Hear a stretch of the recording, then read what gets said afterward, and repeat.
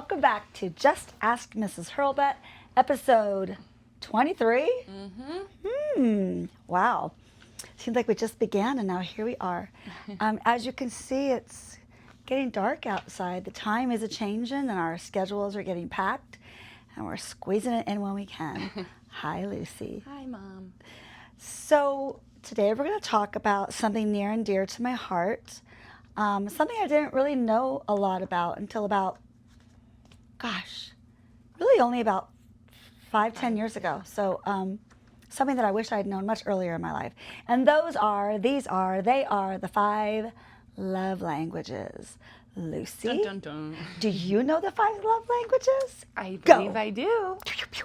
Physical touch. Yep. Quality time. Yep. Acts of service. Yep. Gifts. Mhm. Words of affirmation. Very good. So I'm going to guess most people who are listening know all of this. But once upon a time, when I started teaching it, nobody knew anything about love languages, including myself. So the story goes that, I guess about 10 years ago, I ran into a former student of mine. It was actually at Christmas Mass. And she came up to me and she handed me a gift. And she said, I want to give you this gift. It made me think of you when I read it. You need to incorporate it into your class. And that's exactly what I did. And it was The 5 Love Languages by Gary Chapman. Mm-hmm. And it was a game changer for so many reasons. I wasn't surprised by my own love language. But I think, and this is what I really want to focus our attention on today, what surprised me was the fact that my own husband had no idea what mine was. And I never considered really what his was. And you guys had been married how long at that point? Probably 30 years, maybe a little less. So there's a lot to unpack here. And I do have some fun stories to tell. Maybe I'll squeeze them in here or there. But I really want to get to the questions because when I incorporated it into my class, it really gave people, including myself, a lot of reasons to rethink the way we're approaching relationships. So, by the way, this goes for all relationships. Yeah. This goes for you and me. I know. All relationships. It's tricky. I think I have a question about that later on. Okay, so let's see what they're asking. How can understanding someone's love language improve communication in a relationship? Okay. That's part of the secret sauce I was talking about. When we know the way that the person that we love receives love, it changes the way we approach them. Gary Chapman says we all have love tanks, and the love tanks need to be filled. And if they're not filled, they are depleted, and when they're depleted, we are of no use to anybody else. And I've said many times over, you've got to take good care of yourself before you can be of service to others. But we also have to do that for each other. So when you know your partner, your friend, your parent, your siblings' love language, you can speak to them and relate to them in the ways that they understand, the way that they are moved, the way that they are, the fire is lit up for them. So, for example, your father. Mm-hmm. We have very, very different love languages. Shocker. That's a whole nother topic. But I understand now so well where he's coming from when he brings something up to me, that I'm able to turn my thought process around to what's going through his mind so that I can respond in a way that he understands me, and vice versa.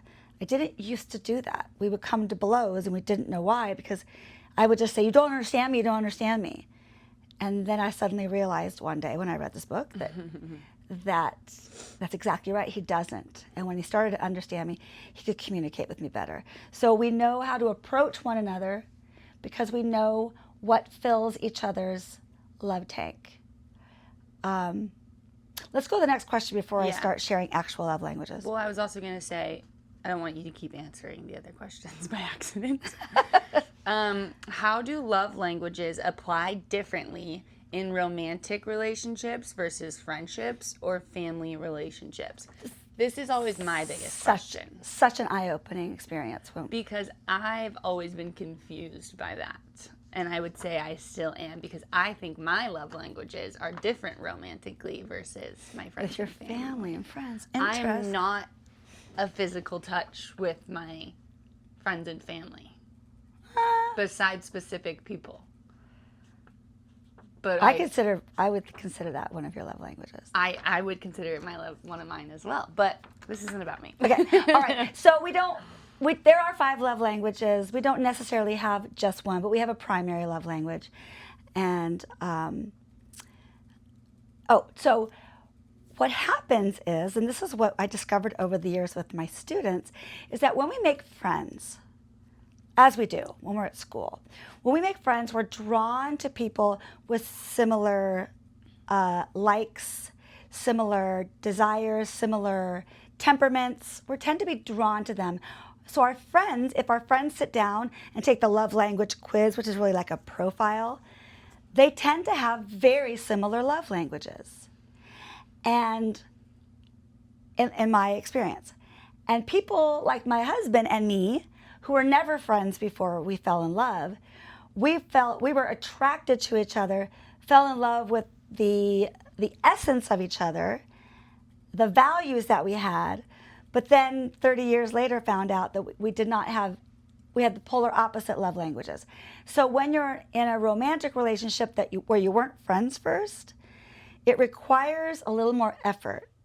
It just means you got to work a little harder to fill each other's love tanks.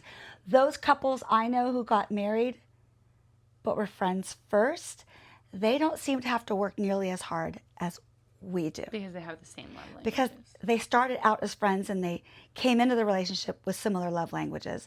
So they don't have to work hard to try and understand each other because they already do. So that's my take on that. Siblings, I don't know if I would compare siblings to friends. I don't see the difference. Can I give an example? Yeah. So my father, My correct me husband. if I'm wrong, one of his is physical touch. Yes. I would not consider my father to have been physical touch with his children when he was raising us, or with his friends, or with his siblings. Interesting. He would not, he did not hug everyone hello. He wasn't a very affectionate person, but he always was with you.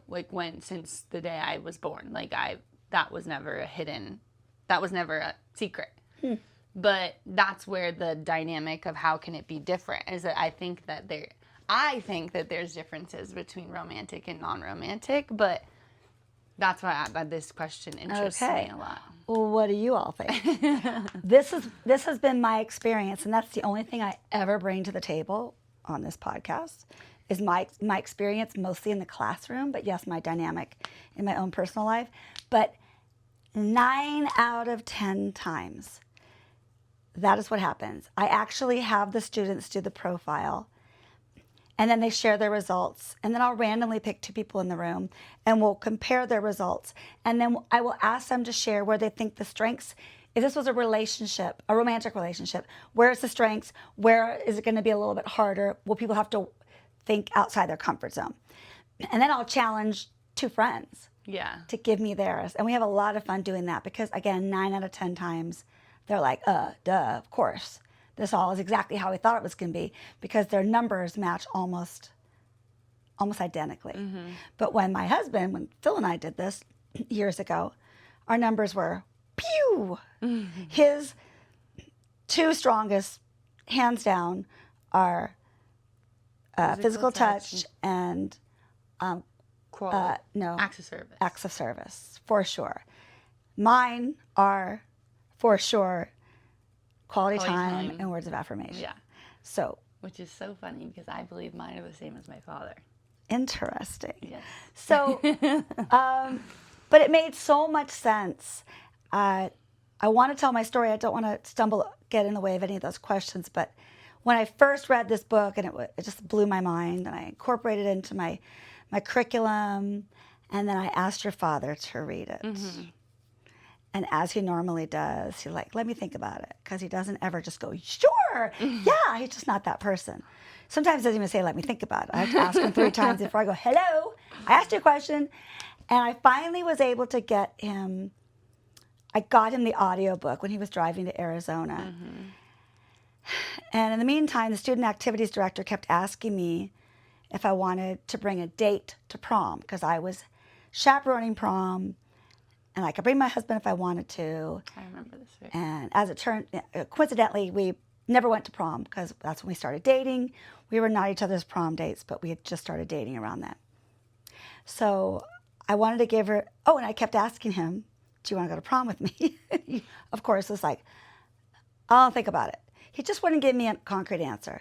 So finally, he listened to the book Going to Arizona. He comes back from Arizona. I'm like, I call him. I'm like, I'm so sorry. I need an answer from you. Will you come to prom with me? This is like 10 years ago. Yeah, this is like 10, 15 years ago. And it wasn't that long ago. Oh, maybe. I was in high school. You were like a freshman, so whatever that is. So I said, he said, that was exactly 10 he years said, ago. He said, yes, I'll go to prom with you. And I go, whoa, wait, what? Who are you? What did you do who with are my you? husband? What did you do with my husband?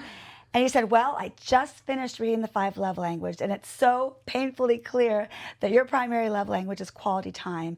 And I'm sitting here realizing I don't want to go to prom, but I want my wife to be happy, so I'm going to go to prom with you.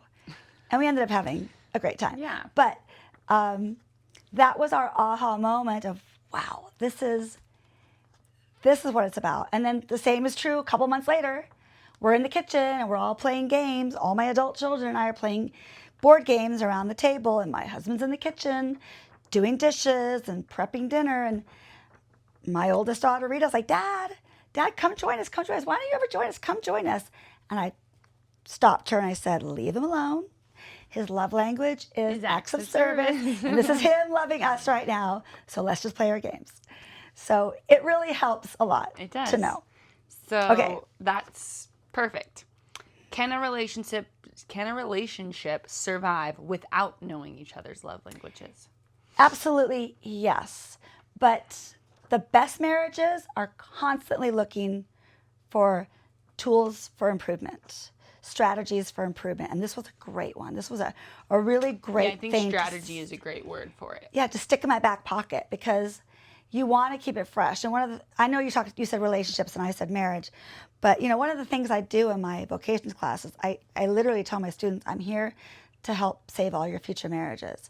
And you constantly want to find ways to refresh the way you approach your marriage. And so, sure, not knowing each other's love languages it's not the end of your marriage.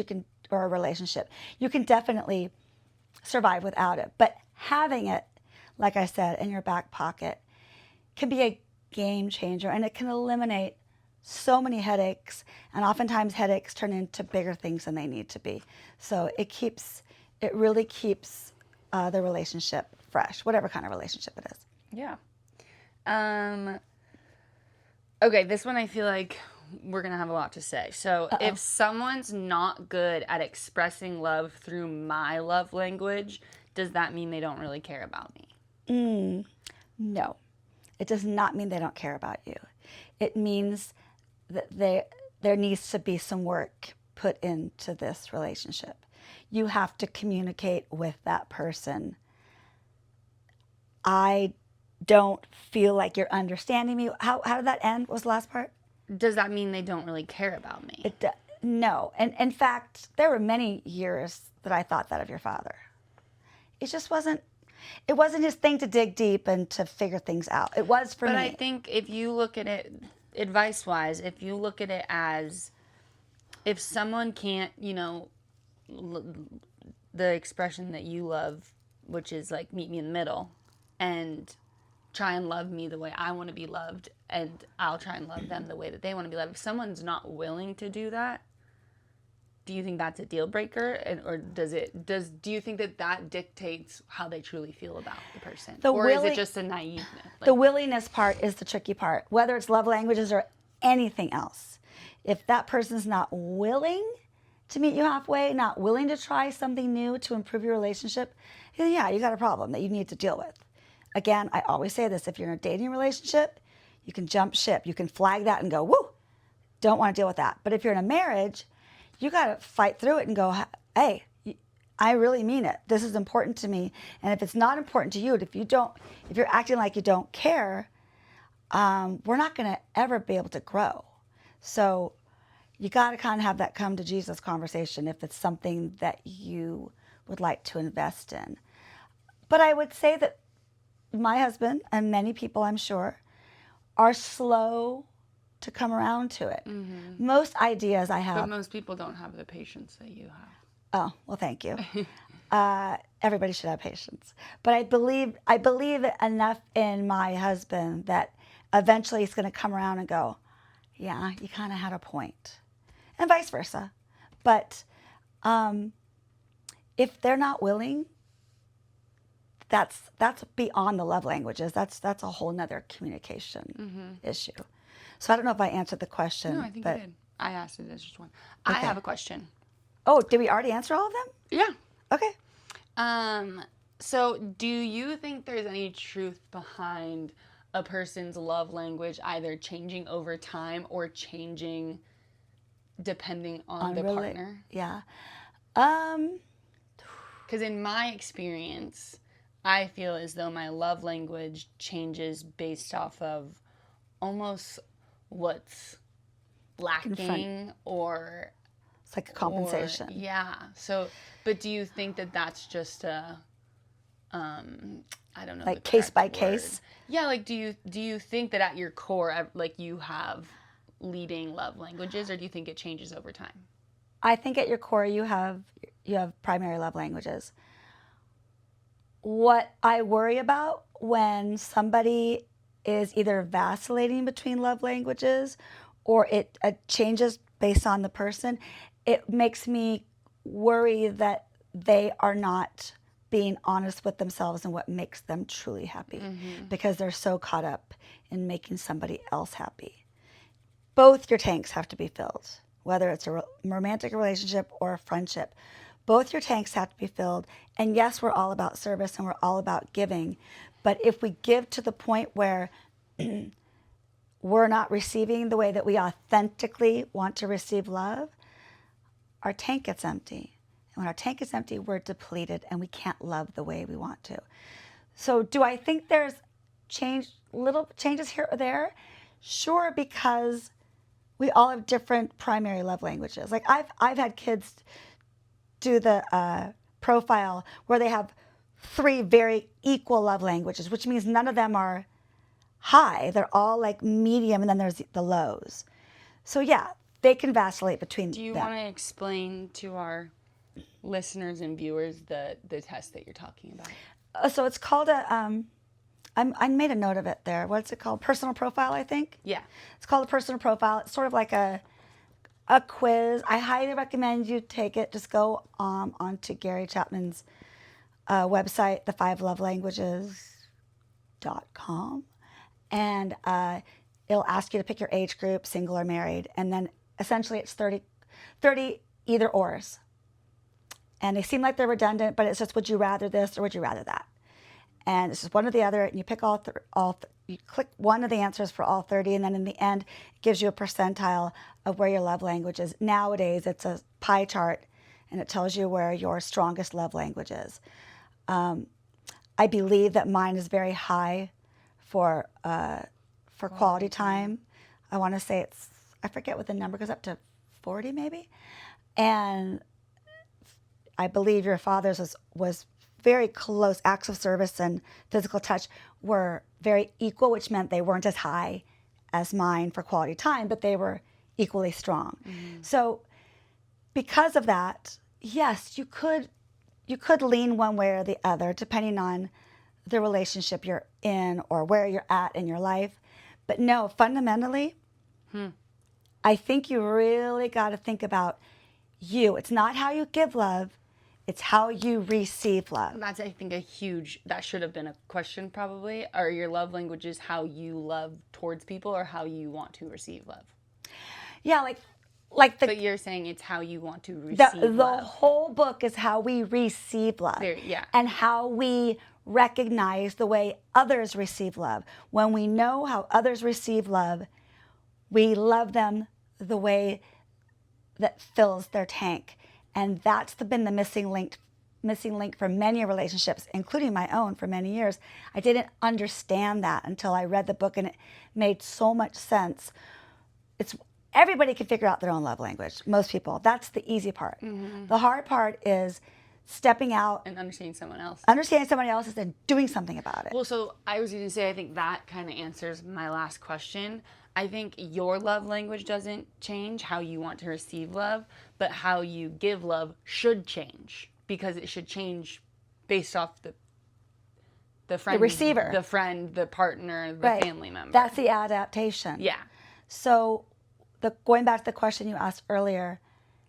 But the way you want to receive it shouldn't change. The way you want to receive it shouldn't change. And if it constantly changes, then you got to take a good, long, hard look at yourself and reflect on where this is coming from. Are you so concerned about being loved that you're adapting for the other person and losing sight of what fills your heart? Mm-hmm. It's tricky because I know I preach all day long to put others first, and it's so, so true.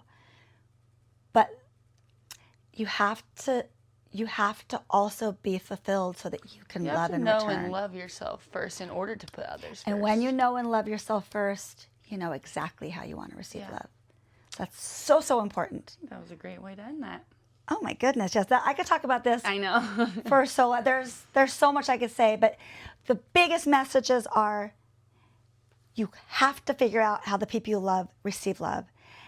And you have to know that if you don't have the same love languages, you're not doomed. Mm-hmm. I am proof positive right here. You have to fill the other person's love tank the way that they want to receive, even if it's not the way you're comfortable receiving it. At least you know what they love. I mean, I could go on and on. When I see a load of laundry ready to be folded and I just don't want to do it, I have 1,000 other things to do, but I think, but Phil's going to be home in 20 minutes. How nice would it be if he came home and saw all that folded on the counter? Except he always he likes to fold the laundry. He does.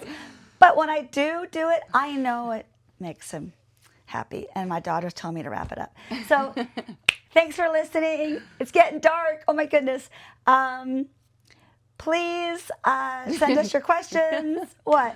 Anything else? Comment, DM, email us, justaskmrshurlbut@gmail.com. And we'll see you soon. Bye.